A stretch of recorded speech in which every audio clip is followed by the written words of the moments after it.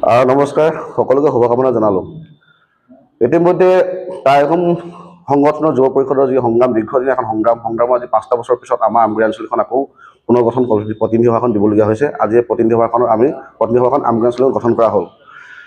আজি আমাৰ দীৰ্ঘদিনীয়া সংগ্ৰাম যুৱ পৰিষদৰ যি দাবী, আমাৰ যি আহোম জনগোষ্ঠী বা অসমীয়া জাতিসকলৰ যি সংগ্ৰাম, সেই সংগ্ৰামৰ যি আমি এটা অত্যন্ত দীঘল সংগ্ৰামৰ আজি আমগুৰি আঞ্চলিকখনে ইয়াৰ অতিক্ৰম কৰি আহিছে।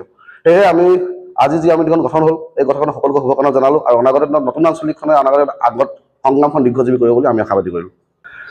নিশ্চয়কৈ চাওক, 103 নম্বৰ যি আমগুৰি সমষ্টি, এটা হাই প্ৰফাইল সমষ্টি বুলিয়ে কয়, যি বিগতৰ বিধানসভা সমষ্টি তাত অসমত নাম থকা এটা সমষ্টি। কিন্তু আজি এই সমষ্টিটো কৰ্তন কৰি দিয়াৰ পিছতে আমাৰ যি সংগ্ৰাম আছিলে, সংগ্ৰাম কিন্তু বহুত প্ৰতিবাদ কৰিছিলোঁ। তাৰপিছত আমি আমগুৰিখন থাকিব নোৱাৰিলোঁ সমষ্টিটো।